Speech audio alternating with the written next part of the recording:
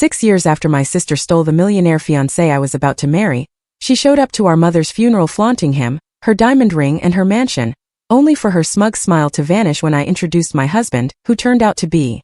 I stood at my mother's funeral, my heart heavy with grief, but my stomach twisting with dread for one specific reason: the moment my sister, Stephanie, would arrive. 6 years. 6 long years had passed since she ripped my world apart, stealing Nathan, my millionaire fiancé. The man I was certain I'd spend my life with. I hadn't seen either of them since. But when they finally walked in, Stephanie flashing that enormous diamond ring with that infuriatingly smug smile, a strange calm washed over me, because she had no idea who was waiting there for her. My mother, Eleanor, was the unwavering anchor of our family. Growing up in our modest suburban home outside Boston, she was the one who taught me about quiet strength and true dignity. We had this incredible, almost unspoken bond. Even after I moved into my own apartment downtown and built my career as a marketing executive, I called her almost every single day. She was my confidant, my advisor, my absolute biggest cheerleader. So when she was diagnosed with stage 4 pancreatic cancer 8 months ago, it felt like my entire world was crumbling into dust. Despite the aggressive treatments, we knew our time with her was desperately limited. Mom faced her diagnosis with a grace that still takes my breath away, more worried about us than herself.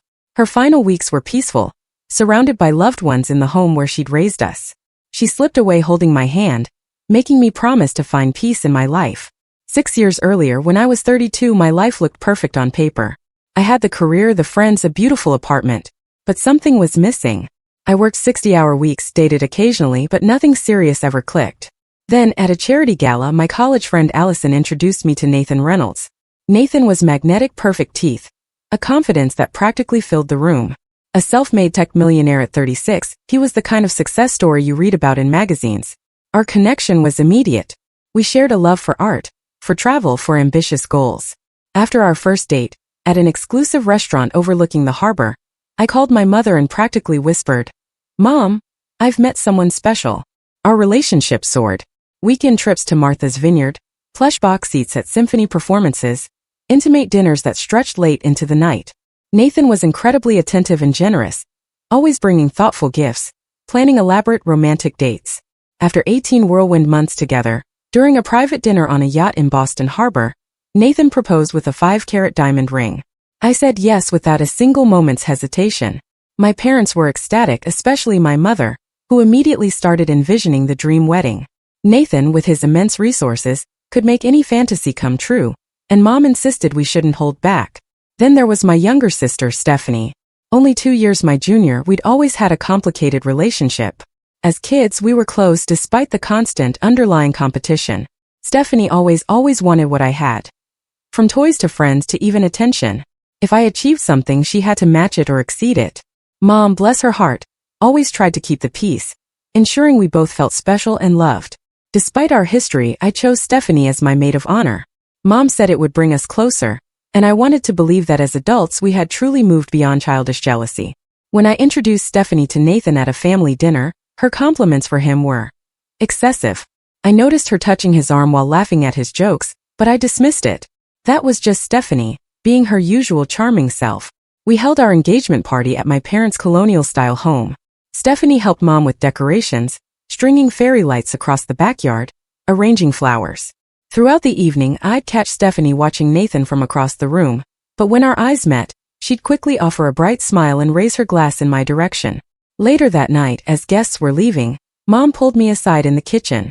"Rebecca, dear," she said, carefully arranging leftover appetizers into containers, "I notice Stephanie seems quite taken with Nathan." "She's just being friendly, Mom," I replied, washing champagne flutes in the sink. "Besides, she's dating that pharmaceutical rep, Brian." Mom nodded but didn't seem entirely convinced. "Just be careful, honey. You know how your sister can get when you have something she admires." I kissed her cheek, assuring her everything was fine. "We're adults now, Mom. Stephanie's happy for me, I'm sure of it." How wrong I was. How painfully, devastatingly wrong. 3 months before our wedding, I started noticing subtle changes in Nathan. He began working later, often answering texts at odd hours with the excuse of international clients. Our usual Friday date nights were frequently rescheduled due to emergency meetings. When we were together, he seemed distracted, constantly checking his phone, offering only partial attention to our conversations. More concerning was how he began criticizing things he once loved about me. My laugh was suddenly too loud in public. My favorite blue dress, which he previously adored, now made me look washed out. Even my habit of reading before bed, which he'd found endearing, became annoying because the light kept him awake. Meanwhile, Stephanie started calling more frequently, always with questions about wedding details. "I just want everything to be perfect for my big sister," she'd say, though Mom was handling most of the planning. Stephanie even volunteered to help with vendor meetings. I couldn't attend due to work commitments. One Thursday evening, Nathan and I had dinner at an upscale Italian restaurant downtown. He barely made eye contact, responding to my stories about work with one-word answers. When his phone buzzed for the 5th time, I reached my limit. "Is there something more important happening elsewhere?" I asked, trying to keep my voice light despite my growing irritation. "Sorry, just work stuff," he muttered, putting his phone face down on the table. "You know how it is before a product launch." Later that week, I noticed unfamiliar perfume on Nathan's collar when doing laundry. It was floral and heavy, nothing like the subtle scent I wore. When confronted, Nathan explained he'd been in meetings all day with a potential investor, Rebecca Mills, who apparently wore overpowering perfume and had hugged him goodbye. The explanation seemed plausible. I wanted to believe him. I called my friend Allison, expressing my concerns over coffee the next morning. "Every relationship gets jittery before the wedding," Allison reassured me, stirring her latte. "Parker and I fought constantly the month before our wedding, and now we've been married 5 years. But the knot in my stomach wouldn't dissolve." Mom noticed my anxiety during our weekly lunch.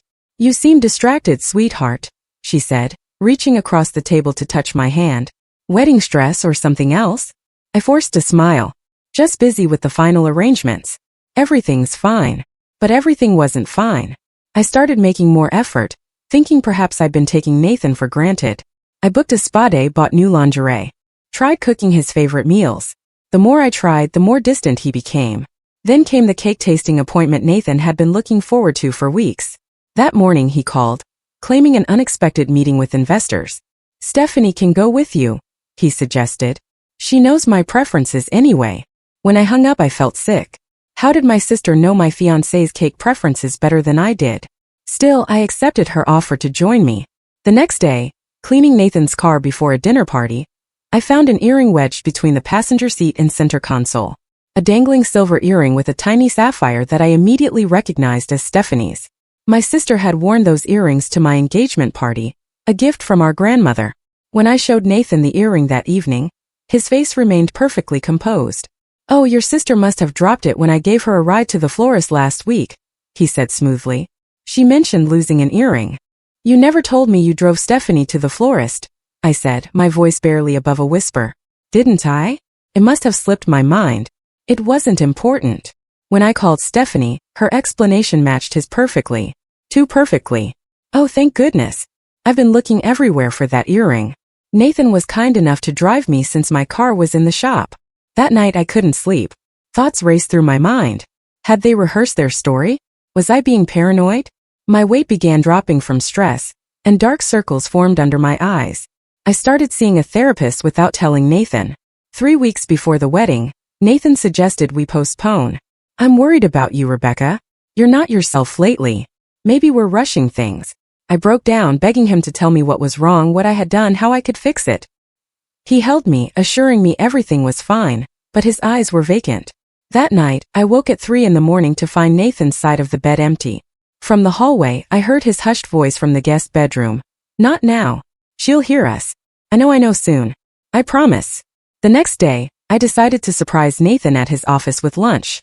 My father, Thomas, called as I was leaving my apartment. "Rebecca, are you eating properly?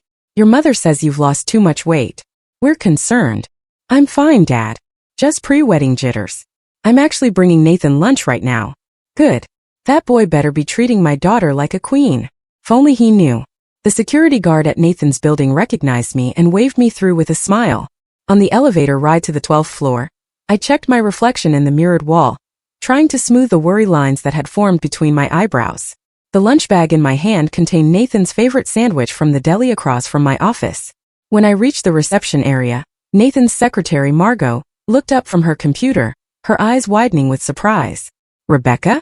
We weren't expecting you today." Her gaze darted to Nathan's closed office door, then back to me. "Nathan is in a meeting right now. That's okay, I said, lifting the lunch bag. I just brought him lunch. I can wait. Margot stood quickly, blocking my path. Actually, he specifically asked not to be disturbed. Perhaps I could let him know you're here. Something in her nervous manner triggered my suspicions. Is he alone in there, Margot? Her hesitation told me everything. Before she could respond, I walked past her and pushed open Nathan's office door. The scene burned into my memory forever. Nathan, leaning against his desk, his hands on my sister's waist, her arms wrapped around his neck, their lips locked in a passionate kiss. Neither noticed me at first, giving me several excruciating seconds to absorb every detail. Stephanie's skirt pushed up, Nathan's tie loosened, the easy familiarity in their embrace that spoke of countless similar moments. When the door clicked shut behind me, they sprang apart. 3 faces frozen in a tableau of pure, unadulterated shock. Rebecca. Nathan recovered first, straightening his tie. This isn't what it looks like. Stephanie didn't even attempt such a transparent lie. Instead, she lifted her chin defiantly. We didn't plan this. It just happened. The calm that washed over me was surprising. How long?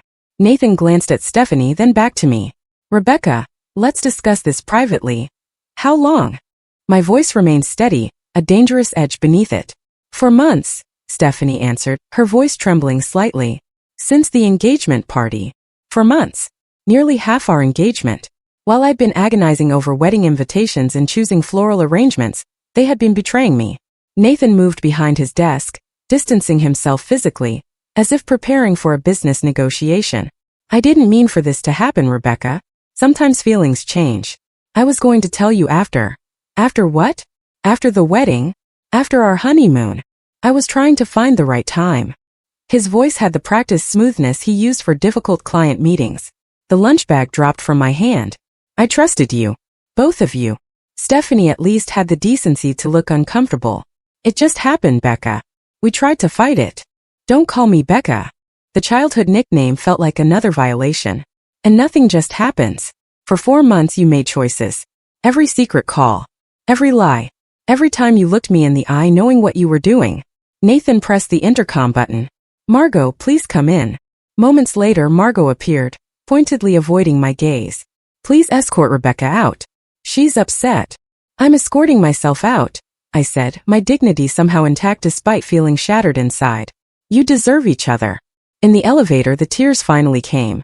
By the time I reached my car, I was struggling to breathe between sobs.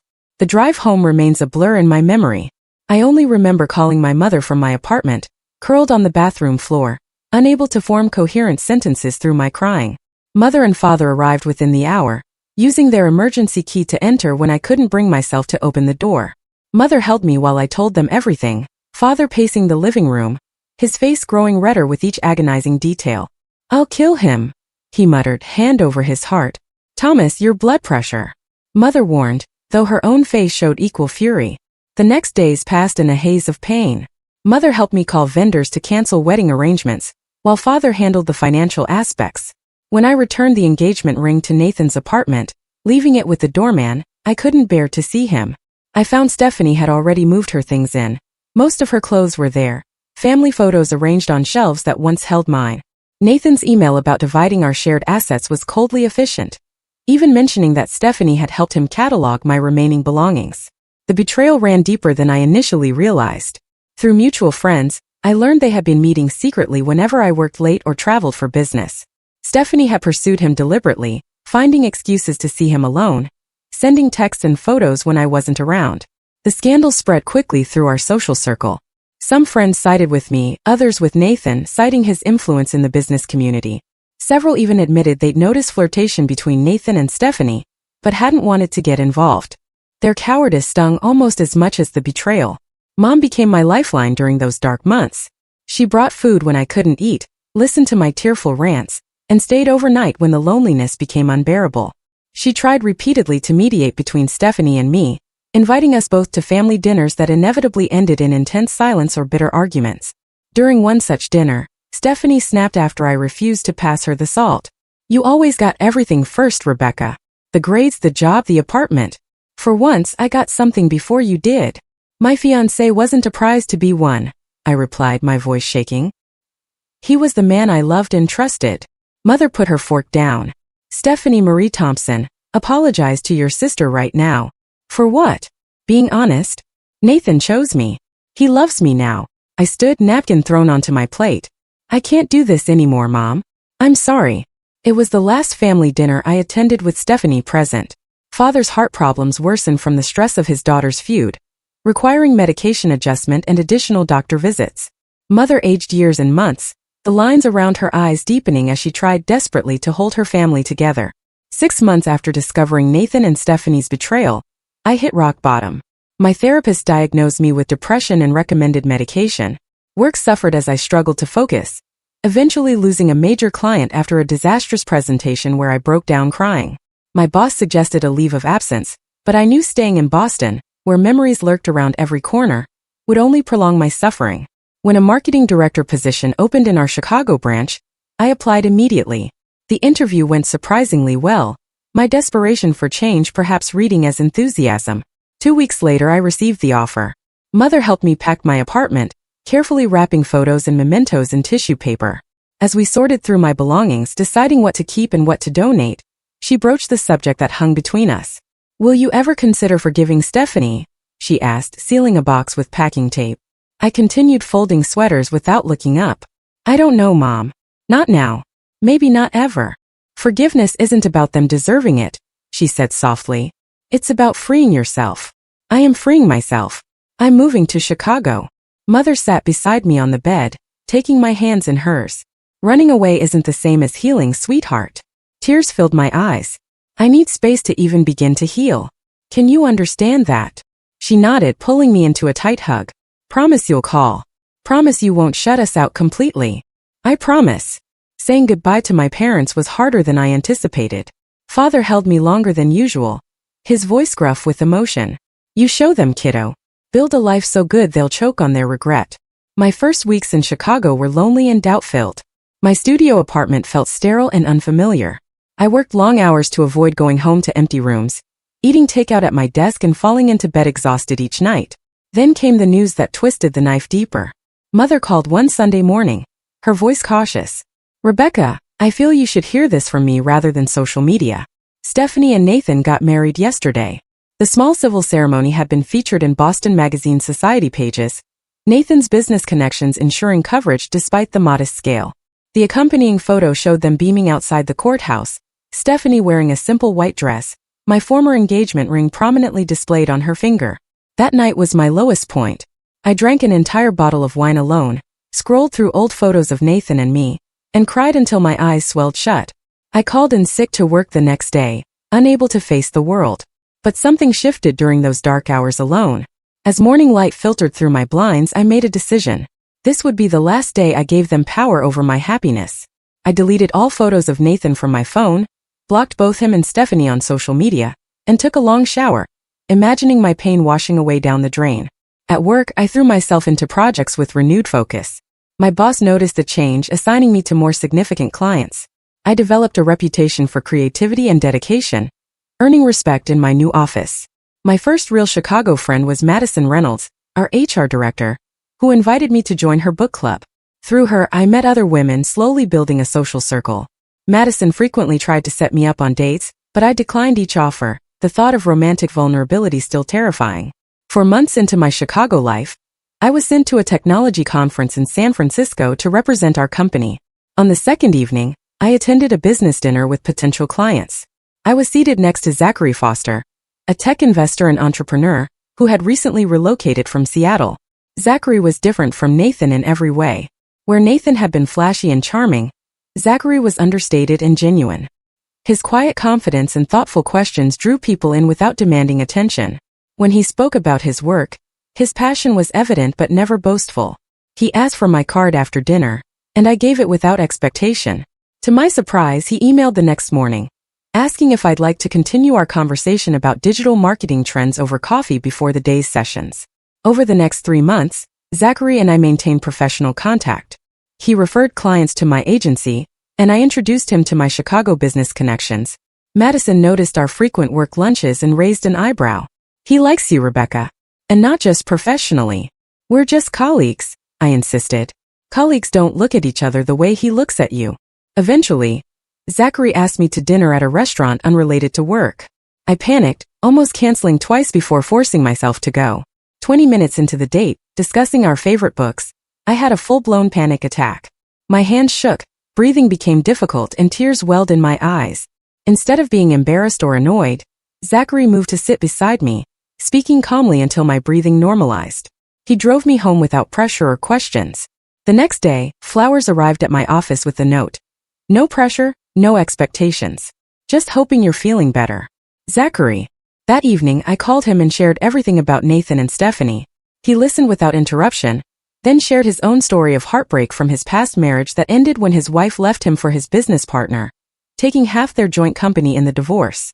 Broken trust leaves scars, he said. Anyone worth your time will understand that healing isn't linear. Over the following months, we built a strong foundation of friendship first. Zachary never pushed for more than I could give, respecting my boundaries while remaining steadfastly present. For our 5th date, he cooked dinner at his apartment instead of taking me to a crowded restaurant that might trigger my anxiety. When panic occasionally resurfaced, he knew exactly how to help me through it. For the first time since Nathan, I began to believe that maybe, just maybe, trust was possible again. 1 year after moving to Chicago, I barely recognized my life. My promotion to senior marketing director came with a corner office overlooking the river. My circle of friends had expanded beyond Madison to include several close confidants. And most surprisingly, I had fallen deeply in love with Zachary. Unlike Nathan's flashy courtship, Zachary's love manifested in consistent, thoughtful ways. He remembered small details like how I preferred oat milk in my coffee, or which true crime podcasts I followed. He respected my independence while offering unwavering support. Most importantly, he never compared me to anyone else or tried to change me. I met Zachary's sister Caroline during her visit from Portland. We connected immediately, exchanging numbers and developing our own friendship, independent of Zachary. She told me stories of their childhood in Seattle, painting a picture of the boy who became the man I was growing to love. My relationship with my parents continued from a distance. I called Mother weekly, carefully steering conversations away from Stephanie.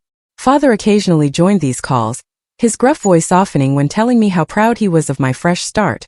I visited twice that year, timing my trips when I knew Stephanie and Nathan would be away. Mother provided occasional updates about them.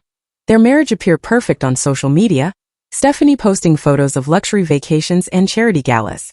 According to Mother, they had purchased a large house in Beacon Hill and were renovating extensively.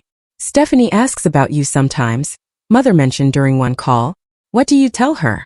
I asked, stirring pasta sauce on my stove. That you're doing well. That you're building a new life. Does she ever express regret? Mother sighed. In her way. She gets quiet when your name comes up. My therapy continued in Chicago, my new therapist helping me process the betrayal and build healthier relationship patterns. I learned to recognize my triggers and communicate boundaries effectively. Slowly, the nightmares about Nathan and Stephanie faded. In June, Zachary surprised me with a weekend trip to Michigan's wine country. We stayed at a charming bed and breakfast surrounded by vineyards, spent afternoons wine tasting, and evenings watching the sunset over Lake Michigan. For the first time in years, I felt completely present and happy, without the shadow of past betrayal hanging over me. On our last evening, walking through a garden filled with early summer blooms at the Chicago Botanic Garden, Zachary stopped beneath a trellis covered in climbing roses. Rebecca, he said, taking both my hands in his. This past year, knowing you has been the greatest gift of my life. When he knelt, producing a ring box from his pocket, panic flashed briefly. Images of Nathan's proposal threatened to overshadow this moment. But looking into Zachary's eyes, I saw only sincerity and love. I'm not asking for an answer today, he said, seeming to read my hesitation. I just want you to know that whenever you're ready, whether that's tomorrow or next year, I'll be here. Tears filled my eyes, but not from fear or pain. Yes, I whispered. I'm ready now. The ring was nothing like the ostentatious diamond Nathan had given me. A simple emerald with small diamonds on either side, elegant and understated, like our relationship. That night, I called my parents with the news. Mother cried happy tears. He sounds wonderful, darling. When can we meet him? Soon, I promised. Very soon. We planned a small wedding, only 30 guests, at a historic Chicago venue. At Mother's urging, I sent Stephanie an invitation, more as a gesture toward healing than an expectation of attendance. Her response came via email, brief and cold. Congratulations on your engagement. Unfortunately, Nathan and I have prior commitments on that date. Best wishes for your future. Mother was disappointed but unsurprised. Give her time, Rebecca. This is progress compared to where you both were. Our wedding day arrived, intimate and joyful, with my parents, new friends, and Zachary's family in attendance. Father walked me down the aisle, whispering, "I haven't seen you this happy in years, kiddo." Zachary's vows acknowledged our journey. "Rebecca, I promise to remember that love is both strong and fragile, requiring care and commitment every day. I promise to be worthy of the trust you've given me, knowing how precious and hard won that gift is." We built our life together in Chicago, buying a brownstone that we renovated together. My career continued advancing, eventually leading to a vice president position. Zachary's investment firm grew, focusing on supporting women-led tech startups. During a dinner with business associates, I learned something that connected past to present. A venture capitalist mentioned working with Nathan years earlier. Reynolds? Yeah, he and Foster had quite the rivalry in the angel investing space about 7 years back. Foster backed the right startup. Reynolds backed the competitor. Foster's pick got acquired for millions.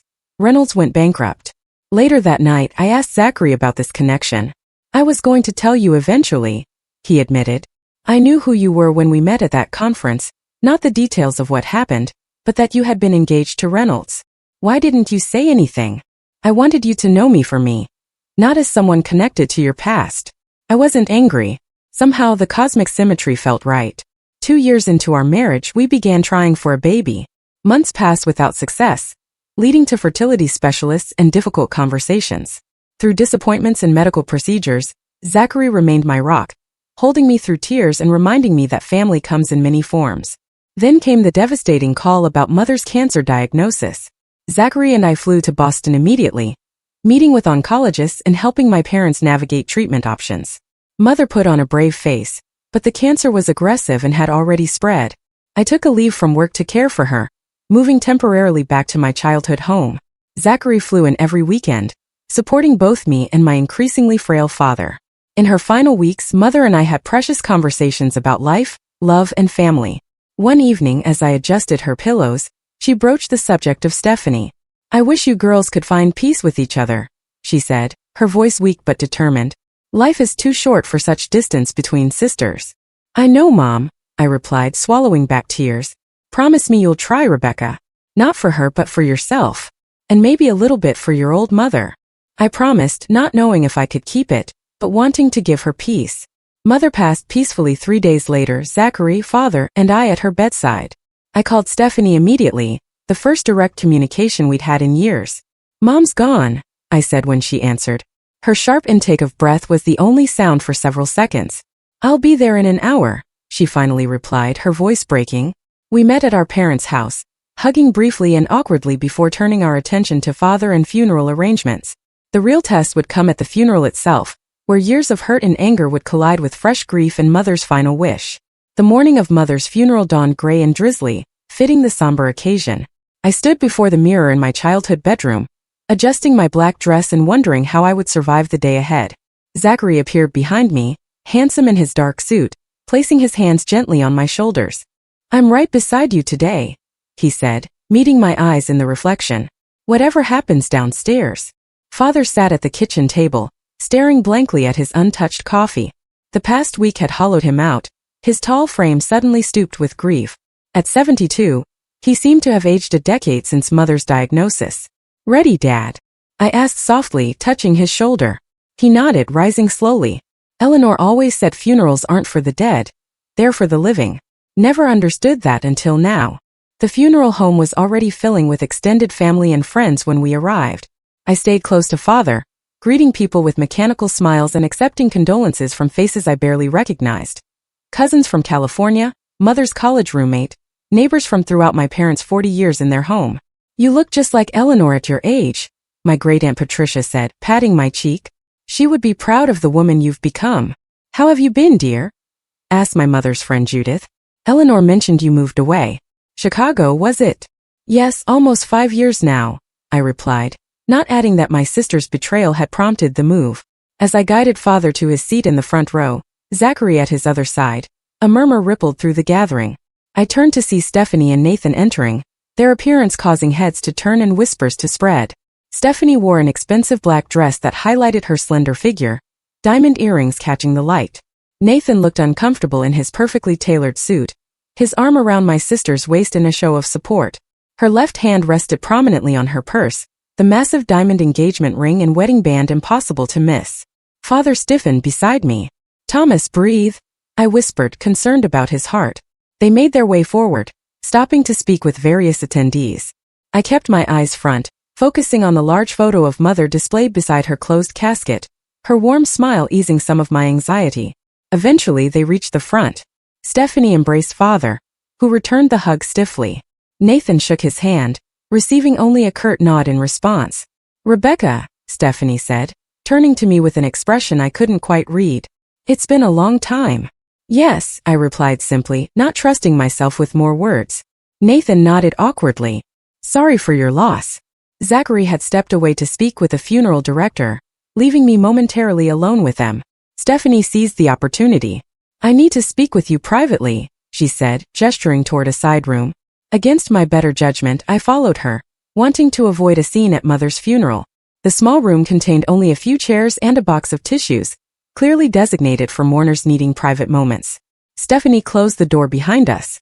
Up close, I noticed fine lines around her eyes that her expensive makeup couldn't quite conceal. "You look thin," she remarked, her gaze assessing me critically. "Grief does that," I replied flatly.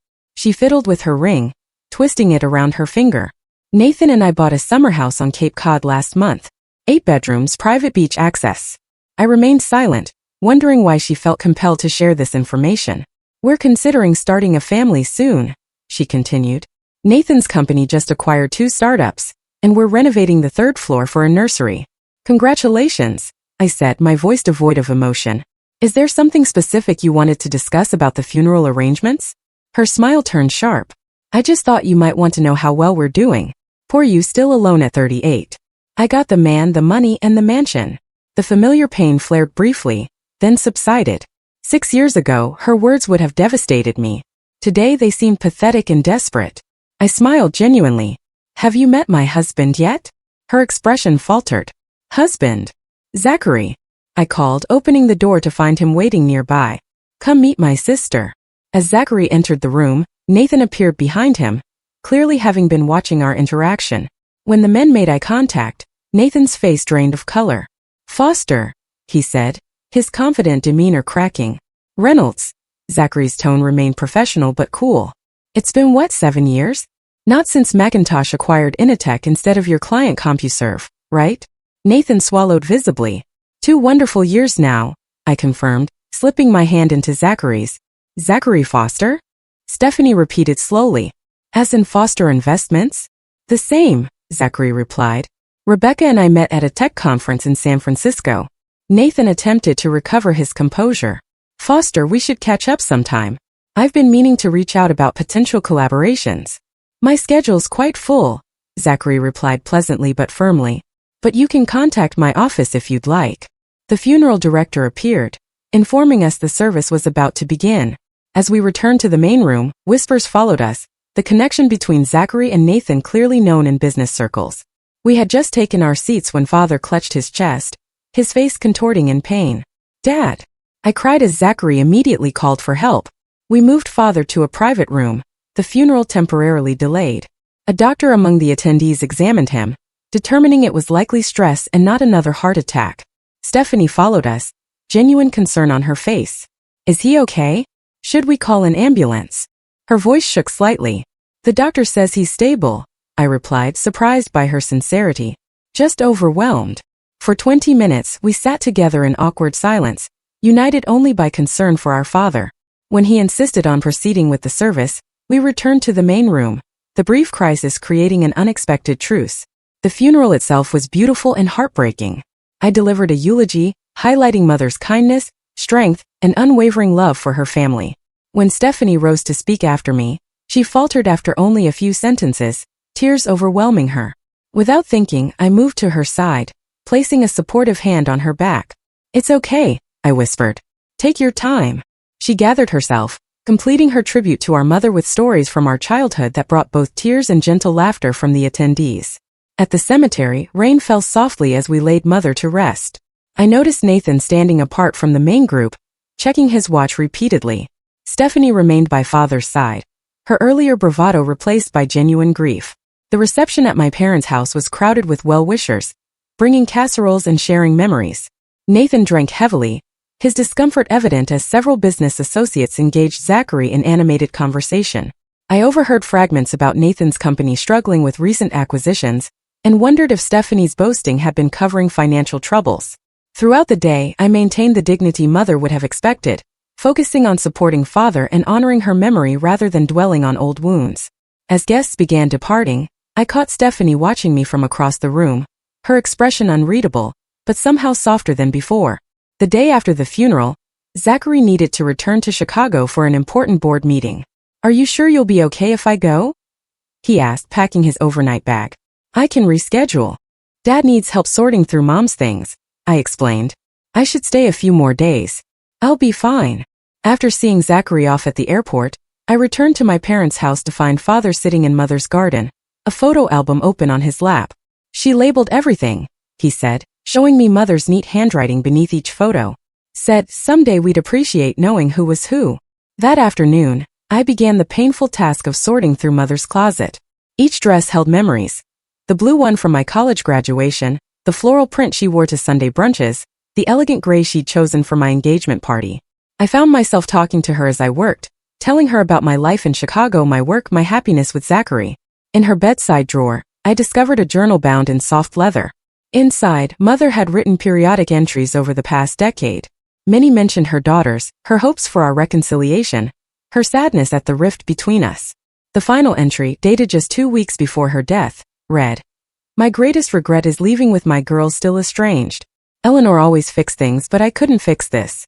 I pray they find their way back to each other somehow." The doorbell rang as I wiped away tears. Through the front window, I saw Stephanie standing alone on the porch, no sign of Nathan's car in the driveway. Father had gone to his brother's house for dinner, leaving me to face my sister alone. I opened the door, uncertain what to expect. "Hi," she said simply. "Can I come in?" In the kitchen, I made coffee while Stephanie sat silently at the table. She looked different without Nathan beside her. Smaller somehow, less artificially composed. "Where's Nathan?" I finally asked, placing a mug before her. "At home. He doesn't know I'm here." She wrapped her hands around the mug but didn't drink. I told him I needed space after the funeral. The silence stretched between us, years of unspoken words creating an almost physical barrier. "I'm sorry about yesterday," she finally said. "What I said in that room at the funeral home. It was cruel and completely inappropriate." I nodded, acknowledging her apology without immediately accepting it. "I saw Mom's journal," she continued. "Dad showed it to me last night. Her last wish was for us to reconcile." "I found it too," I replied. "But reconciliation requires more than just proximity, Stephanie. It needs honesty." She looked up, tears filling her eyes. "You want honesty? Here's honesty. I'm miserable, Rebecca.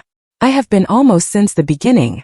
The dam broke then, words pouring out between sobs. Nathan had changed shortly after their wedding, becoming controlling and critical. His business had been struggling for years, each new acquisition an attempt to save a sinking ship. The houses, the cars, the vacations, they were all leveraged on mounting debt. Their marriage was a carefully constructed facade, maintained for business connections and social standing. "He monitors my spending, checks my phone, questions my every movement," she admitted. "The Nathan you knew doesn't exist anymore." "Maybe he never did." "Why stay?" I asked. "Shame," she answered immediately. "How could I admit what I'd done to you? Destroyed our family for something that turned out to be a mirage. And then there's the prenup. I leave with nothing." I pushed Mother's journal across the table. "Read the rest of her entries." As Stephanie read, fresh tears flowed. She looked up eventually, face raw with emotion. She knew. She saw through everything. "Mom always did," I agreed. "I've hated myself for years," Stephanie whispered. "Every time Mom mentioned you, every accomplishment of yours she proudly shared, I felt the weight of what I'd done. I'm planning to leave him, Rebecca. I've been secretly consulting a lawyer." My feelings were complicated. Vindication mixed with unexpected compassion. The sister who had caused me such pain was suffering consequences I wouldn't have wished on anyone. "I don't expect forgiveness," she continued. "I don't deserve it. But I needed you to know the truth before I blow up my life again." We spent the next hours looking through Mother's belongings together, sharing memories both painful and precious. Stephanie recalled Mother teaching us to bake cookies, How she never mixed the separate batches because I liked chocolate chip and Stephanie preferred sugar cookies. Remember how she used to leave notes in our lunchboxes? Stephanie asked, smiling through tears. Different messages every day. I nodded. She never repeated one. We weren't instantly healed. The wounds were too deep for immediate closure. But as evening fell, something had shifted between us. Mother's love creating a fragile bridge across years of hurt. What will you do? I asked as Stephanie prepared to leave. File for divorce when my lawyer says the timing is right. Rent a small apartment. Start over. She paused at the door. What about you? Will you go back to Chicago? Yes. My life is there now. With Zachary. You seem happy, she said, a statement rather than a question. I am. Truly happy. I'm glad. One of us should be. We hugged briefly, awkwardly, before she left. It wasn't forgiveness. Not yet. But it was a beginning. Back in Chicago, I settled into life with Zachary, our brownstone, and my rewarding career. 6 months after Mother's funeral, I discovered I was pregnant. After years of trying, the joy was tempered with sadness that Mother wouldn't meet her grandchild, but I felt her presence in quiet moments. Stephanie and I maintained cautious contact through occasional phone calls. She had filed for divorce and moved into a modest apartment, finding work at a small marketing firm. The gossip and judgment she faced in Boston's social circles was difficult, but she seemed determined to rebuild authentically. The path that led me here was never one I would have chosen. Losing Nathan had seemed like the end of my world, but it had actually been the beginning of a far better one. With Zachary, I found not just love, but partnership, respect, and unwavering support. His success never overshadowed mine, but complemented it, each of us growing stronger together. Mother had been right about forgiveness being for ourselves rather than others. The weight of anger and resentment had lifted gradually, allowing me to see my past with clarity and my future with hope. The scars remained, but they no longer defined me. As I sat in our nursery, Zachary painting the walls a soft green, I thought about the lessons I would someday share with our child. How loss can lead to finding, how endings create space for beginnings, how the hardest moments often direct us toward our truest path. My life had become richer and more authentic than I could have imagined during those dark days 6 years ago. Not despite the betrayal, but because of how it forced me to rebuild with greater wisdom and intention. Have you ever experienced a painful loss that eventually led you to something better? I'd love to hear your stories in the comments below. If this journey resonated with you, please subscribe and share with someone who might need to hear that pain doesn't get the final word in their story. Thank you for listening, and remember that sometimes, the most difficult chapters lead to the most beautiful endings.